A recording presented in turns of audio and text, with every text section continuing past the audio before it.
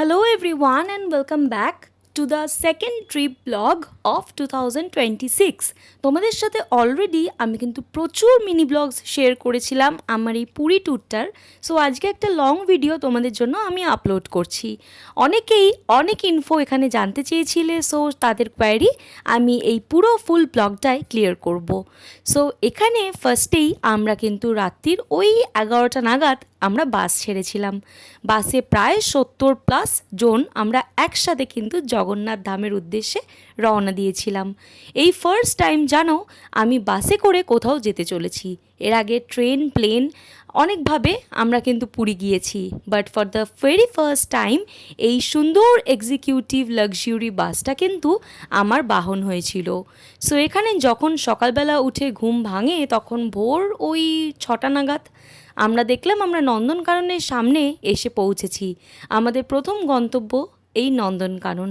বোনের পর মানে জামাইবাবুই কিন্তু এই পুরো প্ল্যানের হেড ছিল, আর সকাল হতে না হতেই নন্দনকাননে গিয়ে সমস্ত টিকিটস কিন্তু কালেক্ট করে নিয়েছিল। নন্দনকানন ওই সকাল 8টা নাগাদ খুলে যায়। সো এখানে বাসের মধ্যেই প্যাকেট সিস্টেম করে আমাদের ব্রেকফাস্টটা প্রোভাইড করা হয়েছিল। সো একটুখানি ব্রেকফাস্ট করে আমরা বেরিয়ে পড়েছিলাম নন্দনকাননের উদ্দেশ্যে। আজকেও কিন্তু আমরা খুব সুন্দরভাবে ট্রেনিং করছি। সো দেখো তো আমাদের কেমন লাগছে। For the very first time আমি কিন্তু বাসের মধ্যে মেকআপ করলাম, আর সেকেন্ডলি বাসে করে এতটা দূর এলাম। এই ট্রিপটায় অনেক কিছুই আমি এমন করেছি যেটা আমি আগে কখনো করিনি। সো আস্তে আস্তে ব্লগটার মাধ্যমে তোমাদের সাথে আমি শেয়ার করব। নন্দনকাননে যখন আমরা এসে পৌঁছালাম, সো তখন আমরা দেখলাম যে জুটা মোটামুটি বেশ ক্লিন, আর ঢুকতে না ঢুকতেই ম্যাপটা বাবা দেখে নিয়েছিল, সেই লাইন ধরেই কিন্তু আমরা এগোচ্ছিলাম। যেহেতু জুলজিক্যাল পার্কটা বিশাল বড়, তাই জন্য আমাদের কিন্তু ফুল হেঁটে কভার করাটা অসম্ভব ছিল। বাট কিছু রেয়ার স্পিসিস আমরা দেখব, তাছাড়া বাঘ, সিংহ দেখব, আর গলুও কিন্তু বেশ এনজয় করবে এটা ভেবেই একটা স্পেসিফিক পাথ দিয়ে আমরা সকলে হেঁটে চলেছিলাম। একদম ঢুকতে না ঢুকতেই উট পাখি মানে অস্ট্রিচ দেখে তো গোলু ভীষণ এক্সাইটেড হয়ে গেছিল। তারপরে আস্তে এগোতেই আমরা দেখতে পেলাম রেনডিয়ার্স, এক ঝাঁক হরিণের দল। তারপরেই দেখতে পেলাম এখানে গরিলা আর ছোট মাঙ্কি স্পিসিস, তারপরেই হিপোপটেমাস। সো আস্তে আস্তে এগোতে এগোতে আমরা রেপটাইল হাউসে চলে এসেছিলাম, যেখানে টার্টেল, ক্রোকোডাইল, স্নেকস এবং আরও অনেক প্রজাতি আমরা কিন্তু দেখতে পেয়েছিলাম। তাছাড়াও ছিল ক্যামেলিয়ন। অনেক কিছুই এই জুতে কিন্তু রয়েছে। আর গরিলা কিন্তু বেশ সুন্দর খেলা দেখাচ্ছিল, যেটা তোমরা আমার রিলেটেড ভিডিওতে গিয়ে অবশ্যই চেক আউট করতে পারো। সো এইখানে ক্যামেলিয়ানকে দেখে আর ক্রোকোডাইলকে দেখে গোলু কিন্তু ভীষণ ভয় পাচ্ছিল, যদিও ও ভীষণ এক্সাইটেড ছিল যে কিভাবে কুমিরগুলো একটা জায়গা থেকে অন্য জায়গায় যায়, বা ওদের গায়ের যে দাগগুলো সেগুলো দেখেও ও কিন্তু বেশ চমকে উঠেছিল। সো আরেকটুখানি এগোতে না এগোতেই এই জুলজিক্যাল পার্কের মধ্যে আমরা কিন্তু হোয়াইট রয়্যাল বেঙ্গল টাইগার দেখতে পেয়েছিলাম। তাছাড়াও তোমরা কি জানো এই নন্দনকানন বিশ্বের প্রথম চিড়িয়াখানা যেখানে প্রাকৃতিক উপায়ে সাদা বাঘের জন্ম হয়েছিল, এবং এখানকার সাদা বাঘ কিন্তু বিশ্ববিখ্যাত। সো এখানকার বাঘ, সিংহ, ভল্লুক ও তৃণভোজী প্রাণীদের জন্য আলাদা সাফারি পার্কও রয়েছে, যা আমাদের মতন ট্যুরিস্টদের জন্য ভীষণই রোমাঞ্চকর।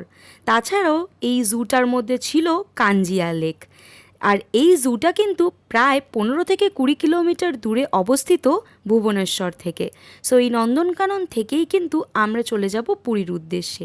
তাছাড়াও বিশ্বের অন্যতম সেরা চিড়িয়াখানা ও বন্যপ্রাণী অভয়ারণ্য 437 হেক্টর জুড়ে বিস্তৃত এই উদ্যানটি তার প্রাকৃতিক সৌন্দর্য, সাদা বাঘের জন্য ও বন্যপ্রাণীর জন্য অনেক বেশি বিখ্যাত। আমরা যখন চিড়িয়াখানাটা ঘুরে এলাম তখন দেখলাম অলরেডি আমাদের লাঞ্চ রেডি।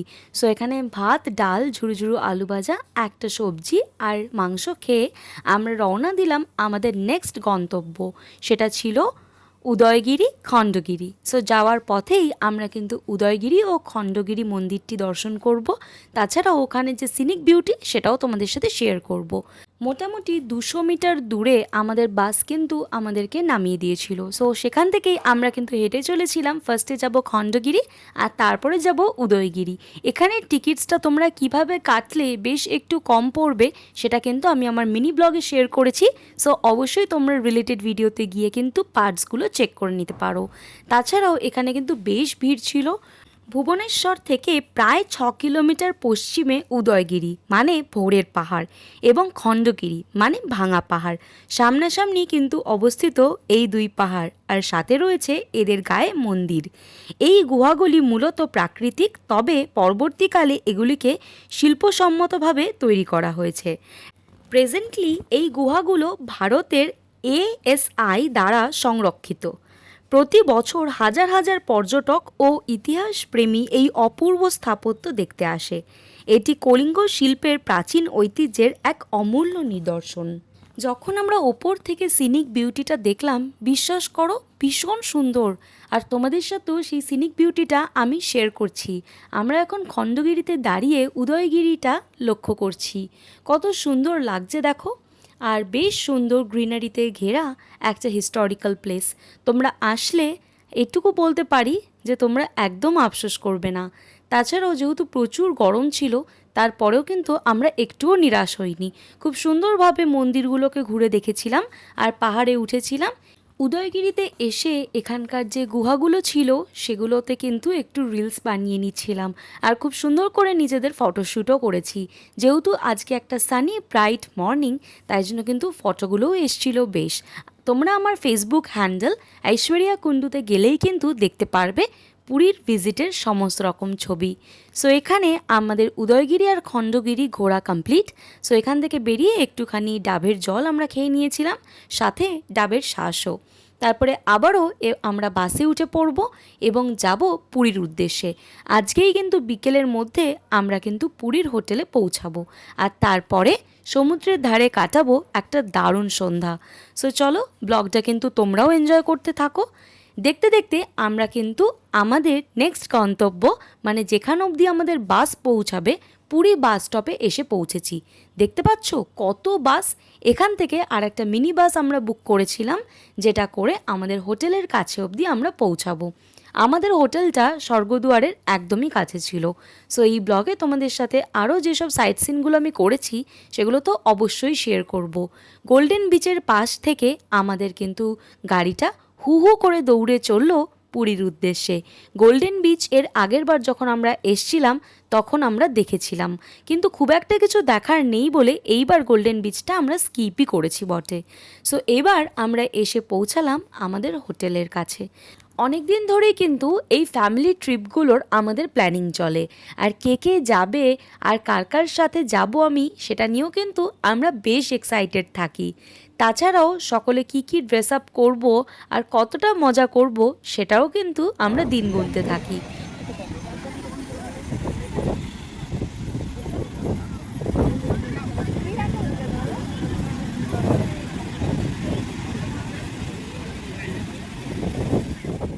আমাদের পুরীতে আজকে প্রথম সকাল।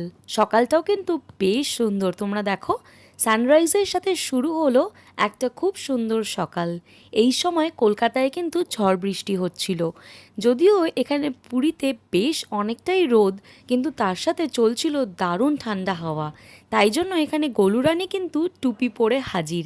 তাছাড়াও আজকে কিন্তু আমি একটা কাফতানের ওপরে নিজের ড্রেস আপটা করেছিলাম, আর সুপুও কিন্তু একটা অফ হোয়াইট টি শার্ট পরে নিয়েছিল। সো এখানে ফার্স্টেই একটুখানি চায়ে চুমুক দিয়ে আর খুব সুন্দর একটা কুকি বিস্কুট দিয়ে শুরু হলো আজকের সকালটা।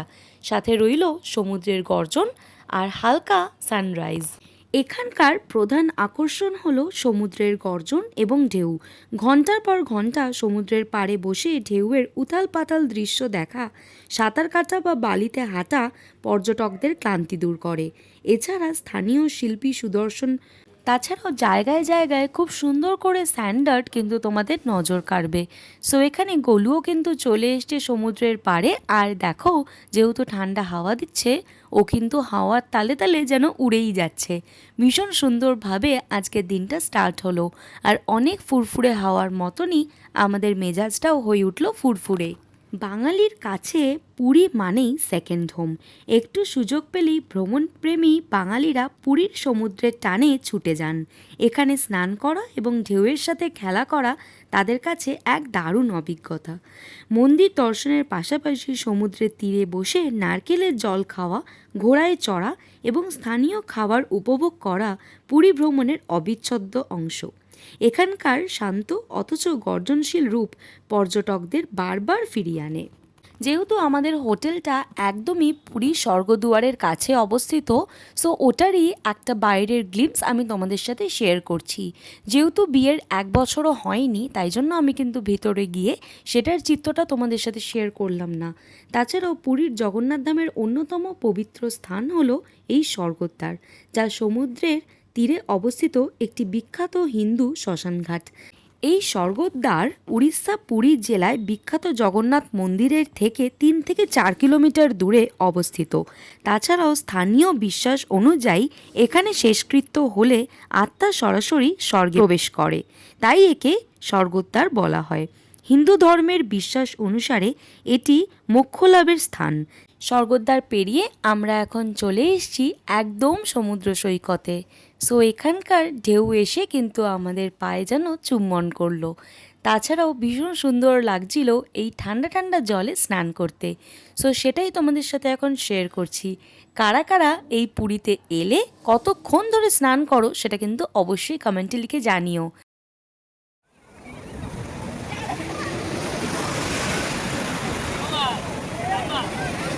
আস্তে আস্তে আস্তে আস্তে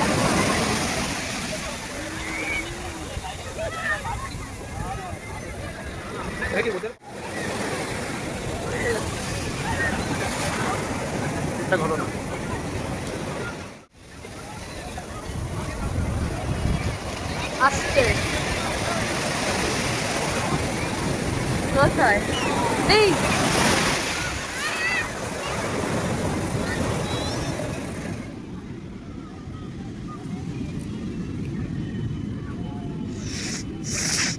বাবা পুরো ভরেছে একেবারে।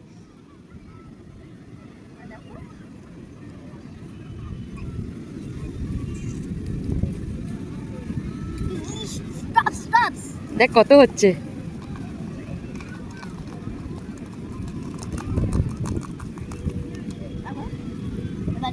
এইখান থেকে নেবে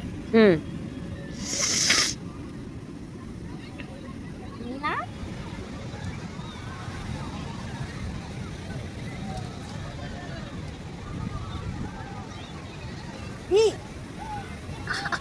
ফিরে এসে আমরা একটু লাঞ্চ করে নিলাম আর তারপরে টানা ঘুম দিলাম, কারণ আমরা তো বাসে বাসে ট্রাভেল করেছি, তাই জন্য আমাদের কিন্তু বেশ ক্লান্তি রয়েছে।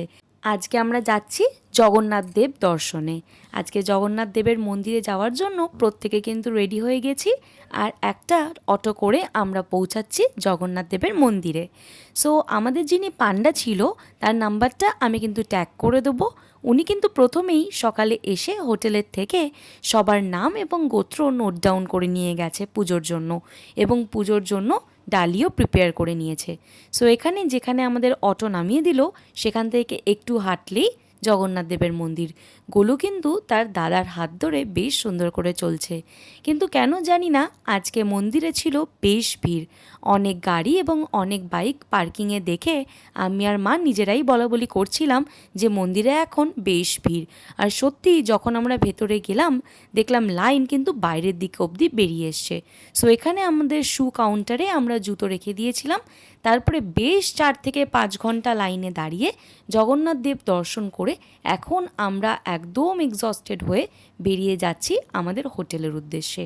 তাছাড়াও অনেকক্ষণ যেহেতু সময় লাগলো, এখনও দেখো মানুষের কত ভিড়। সো আজকে আর সেরকম কোনো প্ল্যান নেই। পরের দিন সকালে আবারও চায়ের কাপ হাতে নিয়ে তোমাদের সাথে দেখা হচ্ছে পুরী ডে 4-এ।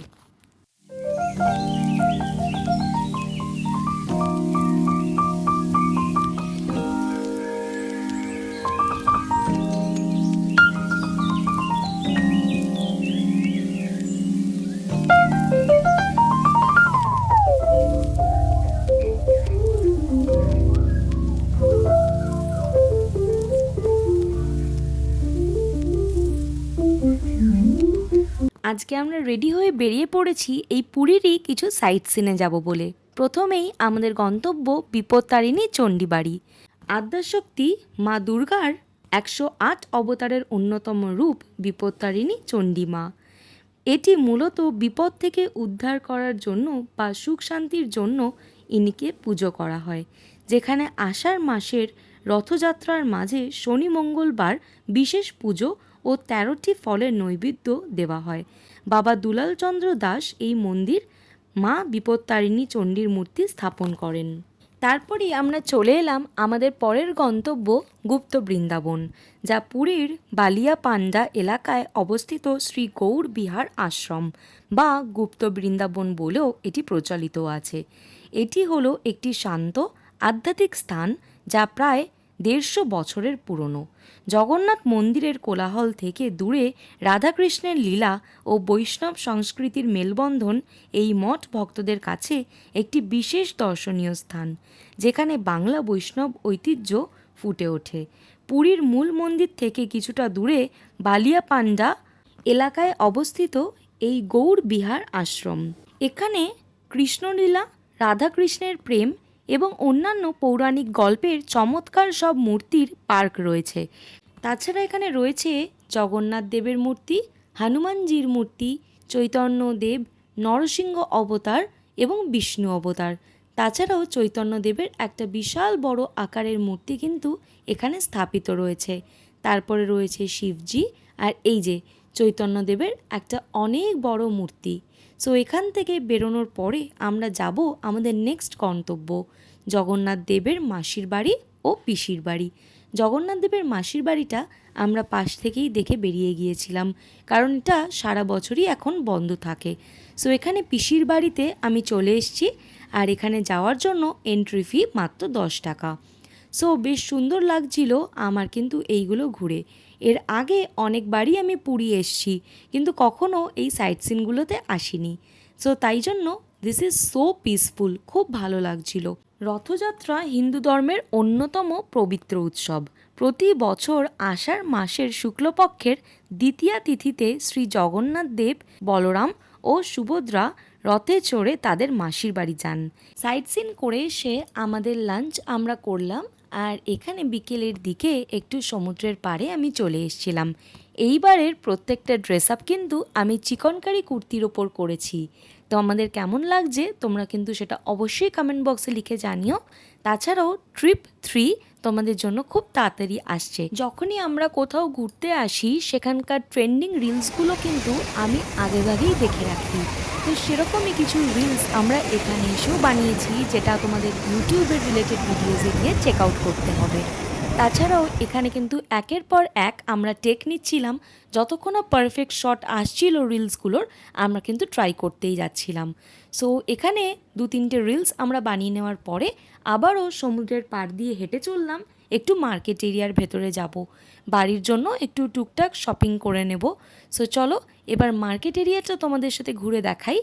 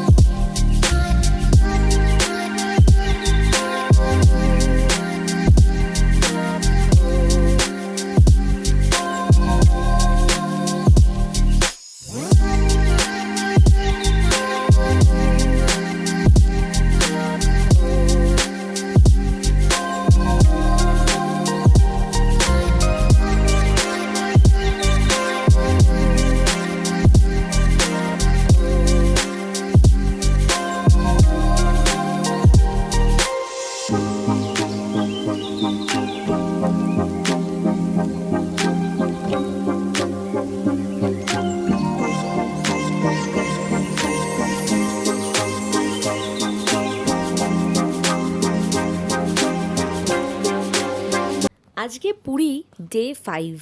আমরা সকাল সকাল আমাদের হোটেল রুম ছেড়ে বাসে করে আমরা আবারও চলে এসেছি কোনারক সান টেম্পল দেখার উদ্দেশ্যে।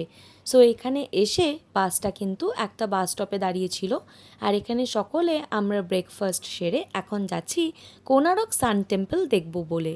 সো আমরা কিন্তু ট্রিপের বেশ শেষ পর্যায়ে এসে পৌঁছেছিলাম।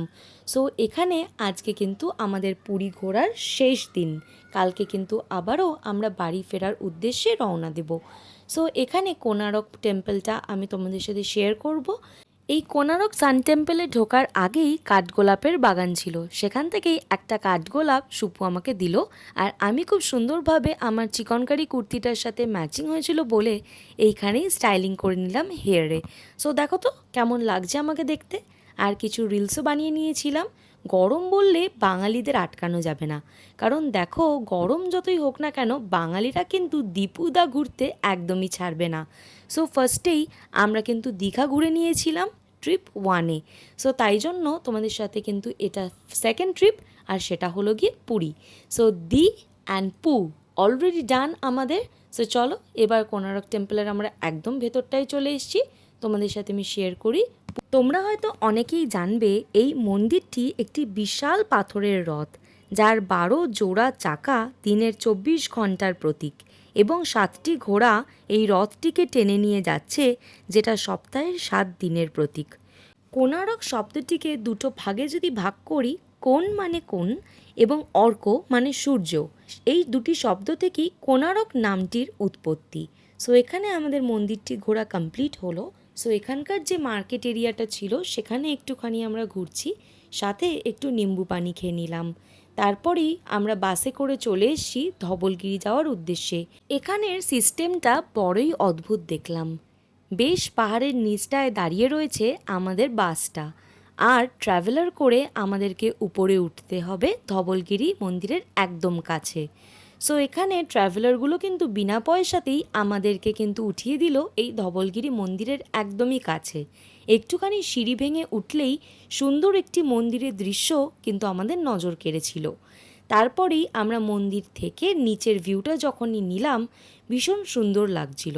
সো এখানকার যে সিনিক বিউটি আমি সেটাও তোমাদের সাথে কিন্তু শেয়ার করছি। দেখো তো কেমন লাগছে। আর গোলু যেহেতু দেখতে পাচ্ছিল না, ওর মামু তো আছে বাহুবলী, সো ও কিন্তু মামুকে কোলে নিয়ে দেখাচ্ছিল পুরো সিনিক বিউটিটা। এই ধৌলিগিরি সম্রাট অশোকের বিখ্যাত কলিঙ্গ যুদ্ধর স্থান হিসেবে পরিচিত। এই যুদ্ধে ভয়াবহ রক্তপাত দেখে সম্রাট অশোকের হৃদয় পরিবর্তন হয় এবং তিনি যুদ্ধনীতি ত্যাগ করে বৌদ্ধ ধর্ম গ্রহণ করেন। তারই প্রতীক কিন্তু এই ধবলগিরি। মোটামুটি ব্লগটার প্রায় শেষে এসে তোমরা পৌঁছেছো। সো তোমাদের এই ব্লগটা কেমন লাগলো সেটা কিন্তু অবশ্যই কমেন্ট করে লিখে জানাবে।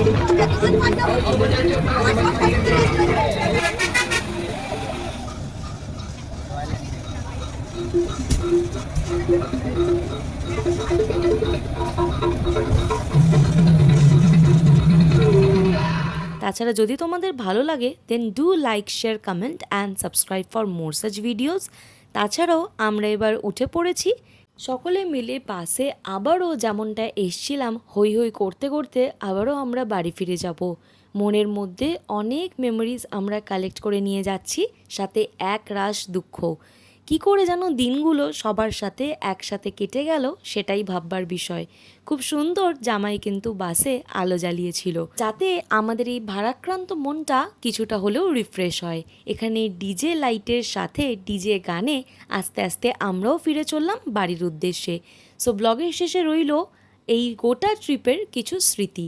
সো তোমাদের কেমন লাগলো ব্লগটা সেটা অবশ্যই জানিও, এবং যদি ভালো লাগে then surely hit the bell icon, যাতে ভিডিওর নোটিফিকেশনটা সবার আগে তোমাদের কাছে পৌঁছায়। Keep loving Scribble, keep watching Scribble, stay tuned and tata.